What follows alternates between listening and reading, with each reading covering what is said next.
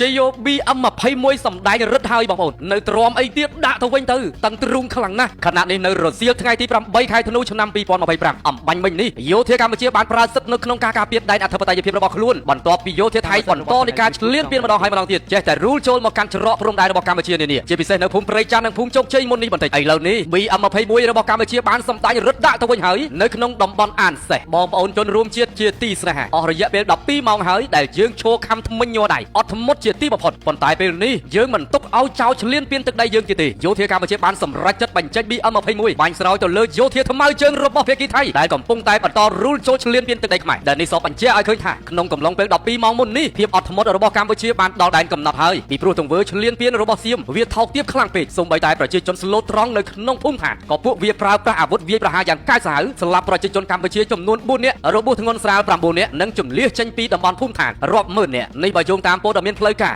របស់កម្ពុជាបងប្អូនហើយអញ្ចឹងបើមិនដាក់ BM21 អត់បានទេបងប្អូននៅច្រកអានសេះអំបញ្ញមិញនេះយើងឃើញថារថក្រោះរបស់ថៃគឺចូលច្រើនណាស់កងទ័ពថ្មើរជើងក៏ចូលខ្លាំងដែរអញ្ចឹងយើងទម្លាក់ BM21 ស្រោចដូចទឹកភ្លៀងចាំមើលងាប់ប្រមាណអ្នកអាចោលសៀមតាហ៊ានចូលលើកនេះដឹងតែងាប់មិនតិចទេបងប្អូនហើយមួយទៀតបងប្អូនណាពាក់ព័ន្ធជាមួយនឹងយុទ្ធសាស្ត្រធ្វើសង្គ្រាមមុននេះបន្តិចយើងក៏មិនអាចតបតដោយផ្ទាល់ប្រឈមមុខគ្នាជាមួយនឹងយោធាសៀមបានដែរខណៈពេលដែលប្រជាពលរដ្ឋយើងនៅលើភូមិឋាននៅឡើយប្រជាជនស្លូតត្រង់ច្រើនណាស់កុមារាកុមារីច្រើនណាស់អាយុជីវិតរបស់ប្រជាជនយើងមិនទាន់ជម្លៀសផុតអំពីតំបន់គ្រោះថ្នាក់ប៉ុន្តែនៅពេលនេះយើងមិនអាចឈរមើលសេចក្តីទុក្ខវេទនារបស់ប្រជាជនយើងក្រោមការវាយប្រហារដោយមិនយល់ដៃពីភាគីចៅសៀមនេះហើយមុននេះបន្តិចសម្ដេចបវរធិបតីក៏បានចេញបញ្ជាឲ្យអាជ្ញាធរនិងកងកម្លាំងការពារនៅសុវត្ថិភាពរបស់ប្រជាជនឲ្យបានរឹងមាំផងដែរហាក់បីដូចជាបើកភ្លើងខៀវឲ្យកងកម្លាំងប្រដាប់អាវុធកម្ពុជាដើម្បីសម្ដែងរឹតឆ្លើយតបឲ្យចាស់ដៃជាមួយនឹងចៅសៀមហើយដំណាក់កាលនេះសង្គ្រាមពេញទីហើយបងប្អូនសង្គ្រាមពេញទីហើយសង្គ្រាមធំកើតឡើងឥឡូវនេះហើយបងប្អូនសូមបងប្អូនប្រញាប់ស្វែងរកតំបន់សុវត្ថិភាពជាទីបំផុតជាពិសេសបងប្អូនប្រជាជនយើងនៅឯតំបន់ព្រំដែនខណៈពេលដែលចំណុចសំខាន់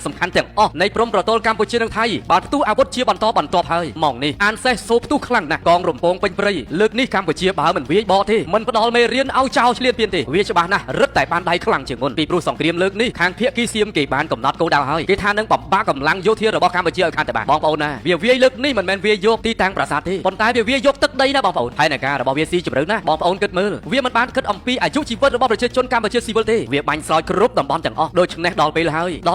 គ្មានអ្វីដែលយើងត្រូវអត់ធ្មត់ទេបងប្អូនដើម្បីការពារដែនអធិបតេយ្យភាពកម្ពុជាបងប្អូនប្រជាជនខ្មែរទាំងអស់ត្រូវក្រោកឡើងរួបរวมសាមគ្គីគ្នាឡើងយើងនៅសមរភូមិក្រោយសូមជួយផ្ដល់ជំនួយផ្ដល់ស្បៀងផ្ដល់ទំនុកចិត្តផ្ដល់កម្លាំងចិត្តដល់វីរៈកងទ័ពរបស់យើងជួយគាំពារទៅលើសុខភាពនិងសុវត្ថិភាពរបស់ប្រជាជនកម្ពុជាស្លូតត្រង់ដែលពួកគាត់កំពុងតែធ្វើការភាសាទៅកាន់តំបន់សុវត្ថិភាពសូមបងប្អូនជួយ share ជាបន្ទាន់ខណៈពេលនេះវេលានេះលាល្ងាចថ្ងៃទី8ខែធ្នូឆ្នាំ2025សង្គ្រាមរវាងកម្ពុជាបើកចំហយ៉ាងធំទូលាយហើយខណៈកម្ពុជាធ្វើការឆ្លើយតបយ៉ាងពេញទំហឹងសម្លេងខ្ទរពេញព្រៃនៅអានសេះផ្សែងខ្មួលខ្មាញ់គ្របដណ្ដប់លើព្រឹកព្រៃមិនទាន់ស្ងប់ស្ងាត់ទេដូច្នេះសូមបងប្អូនជនរួមជាតិទាំងក្នុងនិងក្រៅប្រទេសជ្រាបជាព័ត៌មាននេះគឺជាព័ត៌មានពិតមិនមានការបំភ្លើសតតែសោះពិតជាឈឺចាប់ជាទីបំផុតណាស់បងប្អូនអោប្រទេសកម្ពុជាដល់កំសត់អើយប្រជាជនយើងដល់ស្លូតត្រង់អើយហេតុអ្វីបានជាពួកចោលសាមានគ្មានចិត្តគ្មានថ្លើមគ្មានបេះដូងជាមនុស្សមកបំផ្លាញអាយុជីវិតមនុស្សដូចគ្នាគ្រាន់តែមហិច្ឆតាដើម្បីចង់បានអំណាចដើម្បីចង់បានទឹកដីសួរថាប្រជាជនស្លូតត្រង់ពួកគាត់ដឹងអ្វីកុមារាកុមារីសិស្សានុសិស្សពួកគាត់កំពុងតែរៀននៅសាលាអ្នកឯងបើការវាយប្រហារដោយអាវុធទ្រង់ទ្រាយធំដោយមិនញញើតដៃបែបនេះអ្នកគឺជាឃាតករដែលសម្លាប់ប្រជាជនកម្ពុជា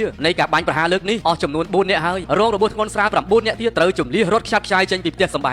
ងត្រូវគ្រាប់កាំភ្លើងគ្រាប់ខ្លោងខ្ទេចខ្ទាំអស់អ្នកឯងធ្វើទង្វើថោកទាបណាស់អ្នកឯងឃ្លានសង្គ្រាមណាស់អ្នកឯងជាមេដឹកនាំរបស់ប្រទេសថៃទាំងមូលដើម្បីតែអំណាចខ្លាចគេចោទប្រកាន់អារឿងដឹកនាំប្រទេសមិនបានល្អអារឿងរៀបចំស៊ីហ្គេមមិនបានល្អអារឿងដោះស្រាយបញ្ហាទឹកជំនន់នៅហាត់យ៉ៃសង្គ្រាមមិនបានល្អអ្នកឯងខ្លាចធ្លាក់តំណែងមុនខែមករាឆ្នាំ2026នេះអ្នកឯងយកអាយុជីវិតប្រជាជនកម្ពុជាយកមកលេងល្បែងនយោបាយ